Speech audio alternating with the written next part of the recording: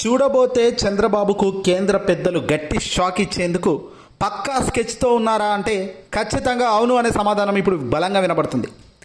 చెప్పింది చేయలేకపోవడం, ప్రజల్లో అప్పుడే భారీ వ్యతిరేకత మూటగట్టుకోవడం, తాజా పరిణామాలకు ఇంతకన్నా నిదర్శనం మరొకటి లేదంటున్నారు ఎన్డీఏ సర్కార్ పెద్దలు. చంద్రబాబు నాయుడు గారు అధికారంలోకి రాకముందు చేసిన వ్యాఖ్యలు, ఆరోపణలు, ప్రజా వ్యతిరేకత మీద తాను పోరాడిన విధానం, తీరా అధికారంలోకి వచ్చినాక ఆయన మాట్లాడుతున్న తీరు ప్రజల్లో పెద్ద ఎత్తున చర్చకు దారితీస్తున్న అంశాలన్నీ కూడా ఇప్పుడు కేంద్ర పెద్దల దాకా పోవడం సంచలనంగా మారింది. ఎన్డీఏ ఎప్పుడు కూడా చాలా తటస్థ నిర్ణయాలతో, పక్కా వ్యూహాలతో వాళ్ళు సేఫ్ జోన్లో ఉండేదానికే చూస్తుంటారు. వాళ్ళ రాజకీయ మనుగడ ఎటువైపు ఉంటే అటువైపు వెళ్ళడానికి ఎలాంటి మొహమాటం పడరు ఎన్డీఏ పెద్దలు. అందులో భాగంగానే ఎన్డీఏలో ఇప్పుడు కీలక మలుపు తిప్పే అంశాలు రాబోతున్నట్టుగా సమాచారం అందుతుంది.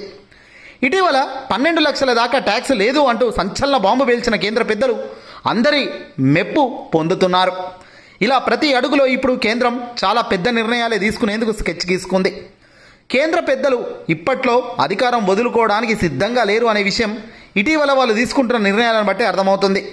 రాబోయే కాలంలో పరిస్థితులు ఎటువైపు మళ్ళినా అధికారం మాత్రం బీజేపీకే సాధ్యం అనేలా తాము పరిపాలన చేయాలి గడిచిన కొద్ది రోజుల్లో అన్నట్టుగానే వాళ్ళు అడుగులు వేస్తున్నారు.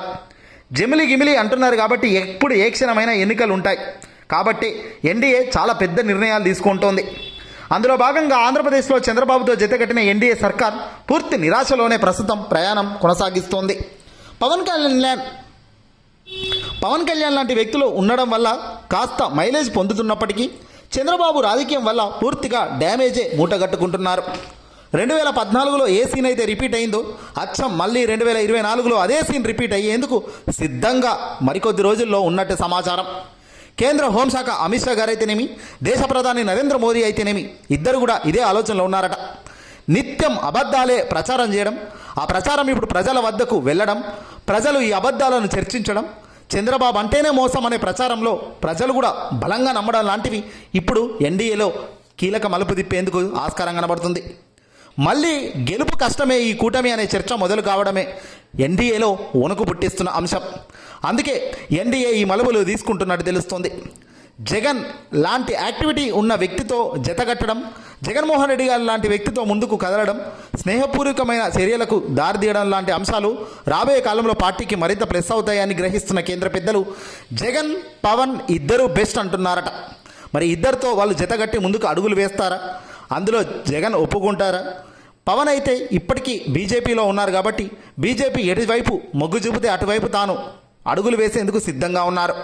ఇక జగన్ను కూడా కరెక్ట్ టైంలో లాగితే జగన్, పవన్ ఇద్దరు చాలు అంటున్నారట కేంద్ర పెద్దలు. జగన్ ఇలాంటి యాక్టివిటీ చేయకపోయినప్పటికీ, ప్రస్తుతం ఎలాంటి అడుగులు జగన్ వేయకపోయినప్పటికీ కూడా ప్రజాదరణలో మాత్రం పీక్స్లోనే ఉంది. జగన్ బయటకు వస్తే ఇక అంతే సంగతులు అని పెద్ద ఎత్తున చర్చలు జరుగుతున్నాయి. ఆయన చెప్పింది జరగడం, గతంలో చంద్రబాబుపై జగన్ ఏ ప్రచారం అయితే చేశారో ఆ ప్రచారం ఇప్పుడు నిజం అవ్వడంతో ప్రజా క్షేత్రంలో జగన్ బలం బాగా పెరిగిందట. పైగా చంద్రబాబుకు కేంద్ర పెద్దలు ఇటీవల ఏకంగా బడ్జెట్లో వాళ్ళు ఇచ్చిన మర్యాద చూస్తే కూడా నిజంగా సిగ్గుచేటు. ఎప్పుడు ఎక్కడ చూడని బడ్జెట్, కేంద్ర బడ్జెట్లో చంద్రబాబు చేసిన దారుణ వైఫల్యం వల్ల రాష్ట్రానికే ఏ పరిస్థితి వచ్చిందో చెబుతున్నారు. కేంద్ర బడ్జెట్లో ఈ రాష్ట్రం అంటే మన రాష్ట్రానికి దాదాపు మొండిచే చూపించారు. టీడీపీ మద్దతుతో కేంద్రంలో ఎన్డీఏ ప్రభుత్వం నడుస్తున్నప్పటికీ ఆ పార్టీకి 16 మంది ఎంపీలు ఉన్నారు. ప్రభుత్వంలోనూ టీడీపీ కొనసాగుతుంది. అయినా కూడా కేంద్ర బడ్జెట్ నుంచి ఏపీకి ఏమాత్రం నిధులు దక్కించుకోలేదు. చూస్తుంటే ఇంతకన్నా నిరాశ మరొకటి ఉంటుందా? గతంలో కేంద్ర బడ్జెట్ సందర్భంగా వైఎస్ఆర్సీపీకి 23 మంది ఎంపీలు ఉండేవాళ్ళు. కేంద్రం నుంచి ఎక్కువ నిధులు దక్కించుకోవడంలో విఫలమవుతున్నారు అంటూ చంద్రబాబు పలుమార్లు పెద్ద ఎత్తున విమర్శించారు కదా. మరి అప్పుడంటే కేంద్రానికి మా సీట్లతో కానీ మా మద్దతుతో కానీ ఏమాత్రం అవసరం లేని పరిస్థితి అప్పుడు ఉండేది. కానీ నేడు కేంద్రానికి ఏపీకి చెందిన ఎంపీల మద్దతు చాలా కీలకం. దీన్ని వినియోగించుకొని కేంద్రంపై ఒత్తిడి తెచ్చి పెద్ద ఎత్తున నిధులు తెచ్చుకునే స్థితిలో టీడీపీ ఎందుకు లేదో ప్రశ్నించాలి. కేవలం 12 మంది ఎంపీలు ఉన్న జేడీయూ బీహార్ లాంటి రాష్ట్రానికి ఎన్నో సాధిస్తున్నారు. 16 సీట్లున్న తెలుగుదేశం మాత్రం ఇంకెంత సాధించాలి? కానీ ఈ విషయంలో చంద్రబాబు అట్టర్ ఫ్లాప్ అయిపోయారు. పోలవరం ప్రాజెక్టుకు 41.15 మీటర్ల ఎత్తుతోనే పూర్తి చేసేందుకు 5,936 కోట్లు ఇస్తామని కేంద్ర బడ్జెట్లో చెప్పారు. వాస్తవానికి పోలవరం ప్రాజెక్టు 45.72 మీటర్ల ఎత్తులో నిర్మించాల్సి ఉంటుంది. అలా నిర్మిస్తేనే పోలవరం ద్వారా 200 టీఎంసీల నీరు లభిస్తుంది. ఈ నీటి వల్ల కృష్ణా, గోదావరి జిల్లాల్లో కొన్ని లక్షల ఎకరాలకు ఆయకట్ట స్థిరీకరణ, కొత్త ఆయకట్టు నీరు లభిస్తుంది. అలాగే 960 మెగావాట్ల విద్యుత్ ఉత్పత్తి, విశాఖ నగరానికి త్రాగునీరు, 600 గ్రామాలకు నీరు చెందుతుంది. ఇవేవి చేయకుండా ఎత్తు తగ్గించి ఏదేదో మాటలు చెప్తున్నారు. ఉపయోగాలు అందాలంటే 150 అడుగుల మేర నిర్మిస్తేనే సాధ్యమవుతుంది. కానీ ఏకంగా ఇప్పుడు పోలవరం ప్రాజెక్టు ఎత్తును 41.15 మీటర్లకే పరిమితం చేస్తున్నారట. దీన్ని కూటమి ప్రభుత్వం అస్సలు అంగీకరించొద్దు, కానీ అంగీకరిస్తుంది. కూటమి ప్రభుత్వానికి తెలియకుండానే పోలవరం ఎత్తు ఈ స్థాయిలో దిగజార్చడం అంటే అన్యాయం కాదా? 2017-18లో చంద్రబాబు ప్రభుత్వం అలాంటి పొరపాటే చేస్తే దాన్ని సరిదిద్దేందుకు జగన్ ప్రభుత్వం 4 ఏళ్ళు కష్టపడింది. ఇవన్నీ కూడా అందరికీ తెలిసిందే. బీహార్కు అత్యధిక ప్రాధాన్యం ఎందుకు ఇస్తున్నారు? టీడీపీ కంటే తక్కువ ఎంపీలు ఉన్నప్పటికీ జేడీయూ తమ రాష్ట్ర బీహార్కు ఈ బడ్జెట్లో అత్యధిక ప్రాధాన్యం దక్కించుకుంది.